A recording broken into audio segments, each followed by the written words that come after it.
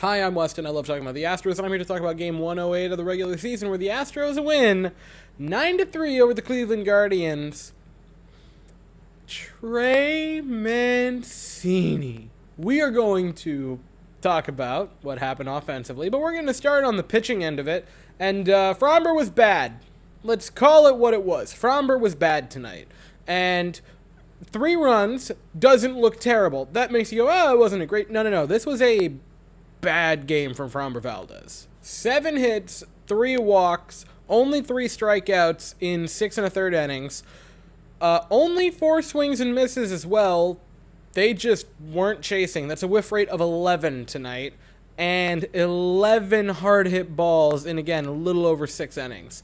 It was a bad game, and he got incredibly lucky that A, the offense was just overpowering, and also that some Cleveland hitters hit into some extremely hard outs. Because, oh boy, this could have been a clunker, and it somehow manages to, by a miracle, be a quality start. I really don't think I've ever specified it. I absolutely hate the quality start statistic. Martinez would come in with the bases loaded and get us out of a big jam. That was good, because, it was still, it felt out of reach, but at the same time, a grand slam, and all of a sudden it's a 1-run game, which was daunting, given that at one point we led this game, I want to say 8-1. So, being in a point where they were 1 swing away from putting the tying run at bat, that's not really what you're looking for.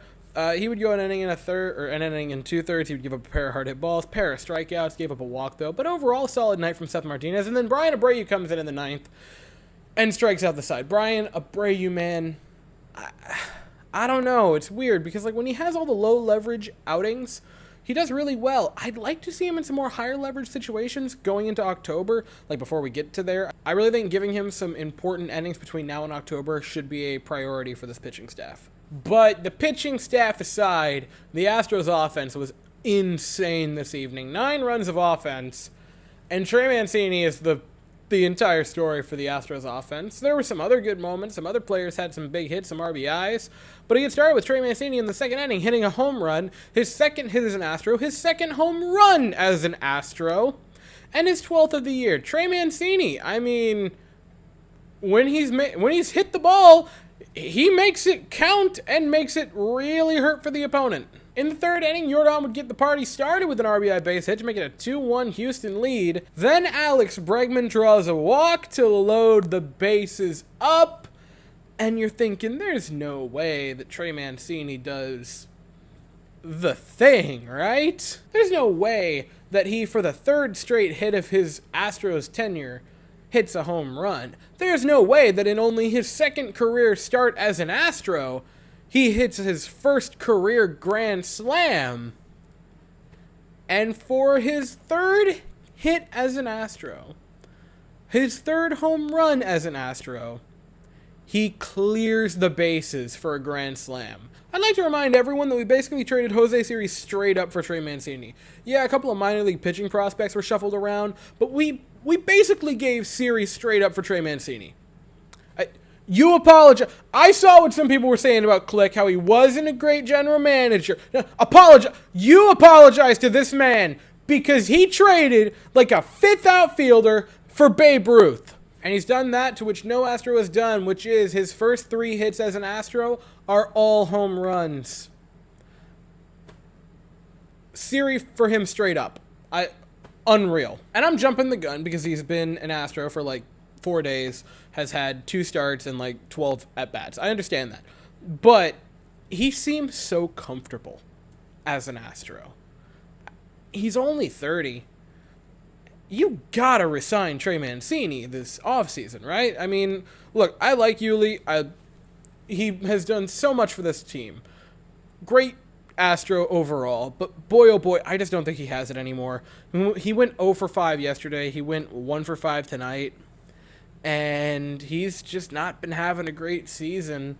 And Trey Mancini has come in and had quite literally the hottest start that any Astro has ever had. And I mean, he only had a $7.5 million contract coming into this season. Granted, I think this hot streak is going to continue for the rest of the year. Not to this extent, but I think he's going to be a great hitter for the rest of the season. But man, you could probably get him for maybe 15 a year, maybe 20. I think it might be worth it. And the rest of the offense wasn't weak or anything either. Altuve had 3 hits tonight. He has been a maniac as of late. Absolutely just bonkers, Jose Altuve. Yordan Alvarez had a pair of base hits. Alex Bregman had a pair of base hits and a walk. Alex Bregman looking pretty darn solid as of late. Jeremy Pena, I will say, got extremely unlucky tonight because he had 3 hard hit balls, and I want to say 2 of them were over 100, all for outs, which is a bummer for him. Chas McCormick would also have a base hit tonight and a walk, pair of runs scored. Respect Chas McCormick, ladies and gentlemen. And Martin Maldonado would have a pair of base hits because why not? Why not do that? He is... Trade rumors started really heating up, and then Mike Piazza. So with that tonight, we guarantee a split. We go for the win tomorrow. We're going to send Luis Garcia to the mound. The Guardians are going to send Cal Quantrill to the mound. That game is at 6:10 Eastern, 5:10 Central, and I'll be here afterwards to talk about it. But that's all I have to say for the evening. So thank you all so very much for watching. I hope you all have an absolutely fantastic evening, and as always, go Astros.